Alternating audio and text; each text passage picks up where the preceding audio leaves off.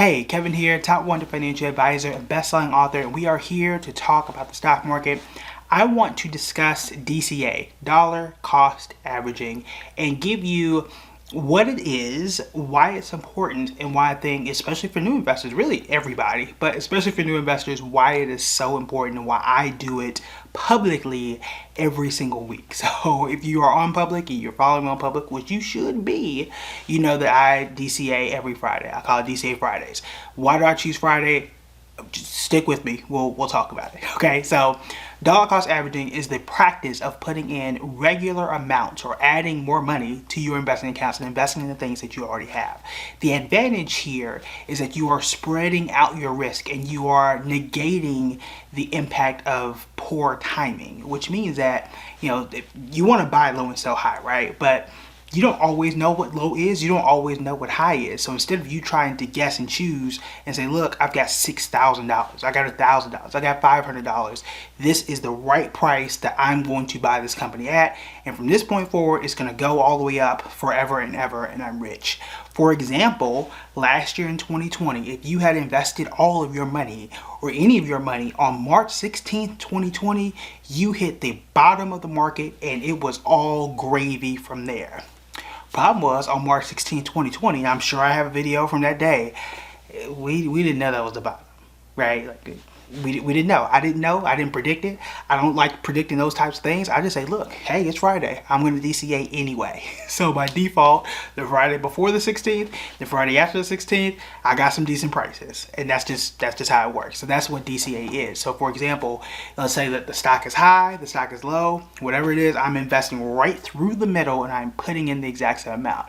Now, dollar cost averaging can help your returns and again reduce the risk of timing things incorrectly. So what I'm going to do is show you a few numbers or tell you a few numbers basically using Disney over the past 5 years. So going all the way back to January of 2016. January 2016, we're going to take a $6,000 example.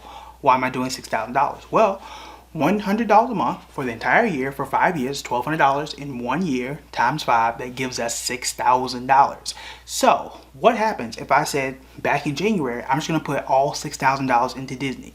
What happens if I did that? What happens if I say, no, I'm not going to do that. However, I've got $6,000 and I'm just going to put in $100 every month. Well, how is that going to help me? Or let's say that I'm going to take my $6,000 and put it right in the market on March 16th of 2020. I'm gonna give you all three of those numbers and then illustrate better how dollar cost averaging works and why it is so important, or why it can be really important. All right, so if I started $100 every single month going back 5 years into Disney, I would have had $9,467 as of today. $9,467. That's good. I still put in $6,000, right? And now I have basically $9,400, almost $9,500. That's a decent profit. That's decent. Can't complain with that. I got more money than what I started out with, and instead I had the same $6,000. I just spread it out over 5 years, $100 every single month. Okay, that works. Now, what happens if I put the full $6,000 on, let's say, January 1 of 2016 and say, look, I like Disney, I'm gonna hold it for the long term, I'm gonna put my full $6,000 in right now. What would I have as of today? I would have $8,770. So less money if I didn't dollar cost average because I didn't buy it at the low, right? I wouldn't have known that in 2016. I just, January, you put your money in, you hold it for 5 years, still good, you still made money. I would have made more money if I had spread things out and invested on a consistent basis. And then lastly, let's say that I can tell the future and I time things out. Maybe I'm looking at charts, maybe I just know a lot of stuff, maybe I get lucky. I said, look, I got $6,000, the market is terrible today, I want to buy low, and I put my full $6,000 in the market. On March 16th of 2020, I would have $9,683. So I really would have made about $200 or so. Let's just call it $200 even. $200 more if I could time things perfectly. That's it. Now this is just for one stock, okay? So I use Disney because we all know Disney. Disney is actually down quite a bit this year. However, that's just one example. If you are doing, let's say, a Tesla or and Nvidia or Apple, all these numbers can definitely change. Dollar cost averaging is not always, it is not always going to be the one that makes you the most money. In this case, it didn't make you the most money. It's a $200 difference, which to me, that's fine, right? Because the odds, right? The odds of you or even me knowing the exact time and place that I should put a lot of my money into is going to be very, very, very difficult to do.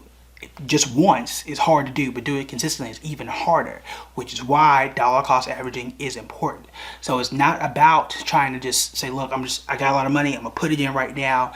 The best practice for most people, spread it out. You're going to be right more often than not. But notice, dollar cost averaging is still better than just throwing it in at the wrong time, which was January 2016. And that's the thing.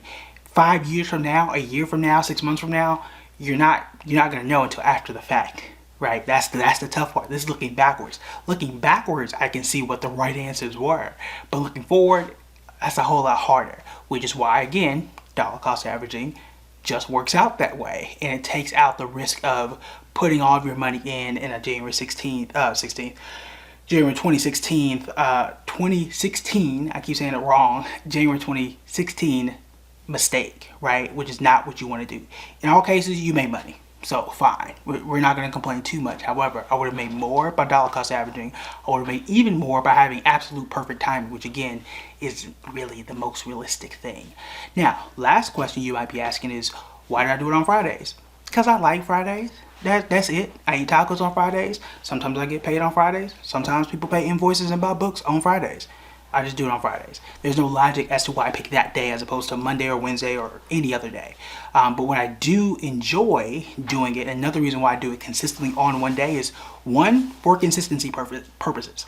I want to be consistent. So whether it was once a month, if the first of every month, whatever it is, I want to be consistent. But also, I do it to help you and to remind you that you should be consistent. You don't have to do it on Fridays like I do. I don't care when you do it. I want you to be consistent though. 1st and 15th, every 2 weeks. Any day that ends in Y, whatever it is you want to do, I do want to help you be consistent. I'm setting an example and practicing what I preach, and y'all see this every single week without fail from like the first day I've been on public.